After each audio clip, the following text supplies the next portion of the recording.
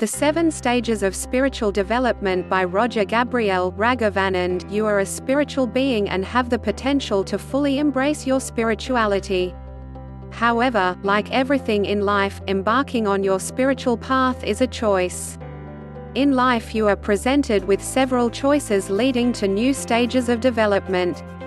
Initially, most progress along the same path, but at certain points, you have choices, whether to stay immersed in the status quo world or to explore the splendors of your spiritual journey.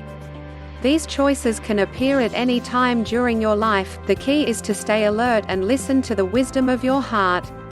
Stage 1, Innocence. You are born into a material world, where your life is dominated by your lower 3 chakras. You enter the world in a state of innocence, and as long as you are healthy and have a loving family, you live in a world of joy and bliss. You still have a strong connection to the divine and the field of the absolute from which your consciousness just emerged. The spiritual being is still very much awake. However, for most this memory begins to fade as you are taught how to fit in, and you become distracted by the world around you.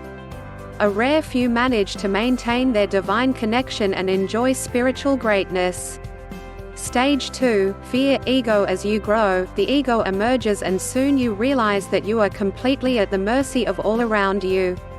The pure love you have experienced up until now begins to be overshadowed by fear and its corresponding emotions. You find that to get what you want, you have to please those in charge. You develop your personality and begin creating all the stories that will shape and define your life. Stage 3, Power. In your desire to overcome fear, you create success in your life. You become educated, start your careers and family. You want to have control to eliminate fear. You accumulate things to give you a sense of security. First choice for many people, further growth and spiritual development ends here. You choose to continue to be consumed with material desires, you seek more and more power and control. Your life becomes self-centered and you remain at stage 3. For others, a feeling that there is more to life begins to dawn. Rather than just accumulating possessions and power, you look for a deeper meaning to life. You start to awaken spiritually and continue to stage 4. Stage 4, Giving. In this stage, you begin to realize that there is more to life than personal power and material gain. You ask yourself how you can help others, how can you serve the world around you. You become comfortable with giving as well as receiving. However, giving can also create a sense of power. At this stage, giving can often still be ego-driven. You give because you expect some form of recognition or because it makes you feel good about yourself. Second choice, you can continue to give from the level of ego, always expecting something in return for your giving. This obviously can have a lot of merit, and you can do many good things in the world. However, it leaves a constriction to your full spiritual growth. The opportunity of your second choice is when you begin to give from the level of love and compassion without any concern for recognition or reward. Your giving becomes selfless and your true spiritual journey begins. Stage 5, The Seeker. Now you begin your regular spiritual practices. The longing for enlightenment grows within you. Your decisions now come mostly from the 4th chakra, the heart center. You begin to look for the deeper meaning of things. You try to understand why you are here and how you can make your life more meaningful. You may study with teachers and gurus. You read books and practice techniques. You have glimpses of the goal that encourages you to remain on the path. The throat chakra opens as you express the qualities of the heart in your life. Stage 6, The Sage. Cosmic consciousness dawns. Your mind fully awakens. You become the witness of your actions and realize that you are the role player in the multitude of roles you play.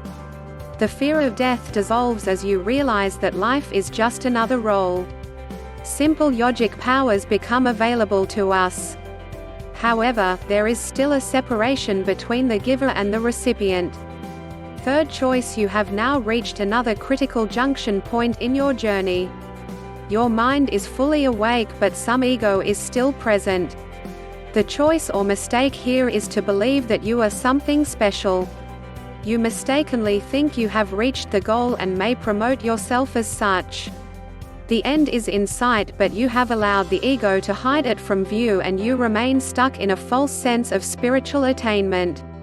The alternative choice is to recognize the ego but not succumb to it, to allow it to find its place harmoniously within the whole.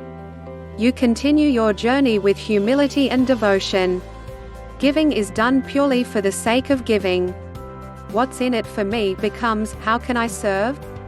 Insight and spiritual inspiration begin to grow. You hear the voice of the inner guru as the sixth chakra opens.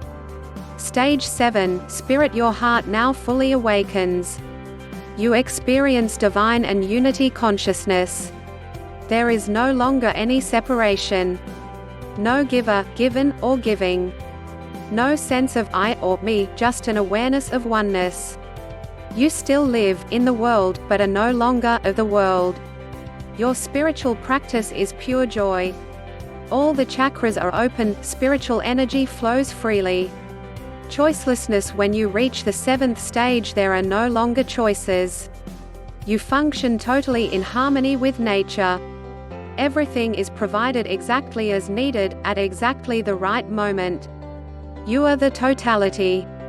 As you progress through these stages, the material world seems very attractive at first, while the spiritual might seem empty and hard, but, if followed, it eventually leads to the experience of the true self and eternal bliss. There is nothing lacking in the life of a great yogi. He or she doesn't feel that anything has been given up. In fact, it's the reverse. Great yogis feel that by not following a spiritual path, eternal bliss has been renounced for the sake of a few passing moments of happiness. The material world is like a dry garden waiting for knowledge of the divine to make it bloom. In the material world you only have the energy of the body. On the spiritual path you tap into divine consciousness, cosmic energy. The material world is a prison, the spiritual path leads to unbounded freedom. You are always at a junction in your path, truth or illusion, material or eternal. The ego will constantly try to keep its limiting hold on you. Choose wisely. Everything you do is a spiritual act if you do it with awareness. Find your path and inner peace. Be regular and disciplined with your spiritual practice. Don't be disheartened if you wander off. Ultimately, your spiritual journey becomes your way of life, like a lush oasis in the desert of mundane living.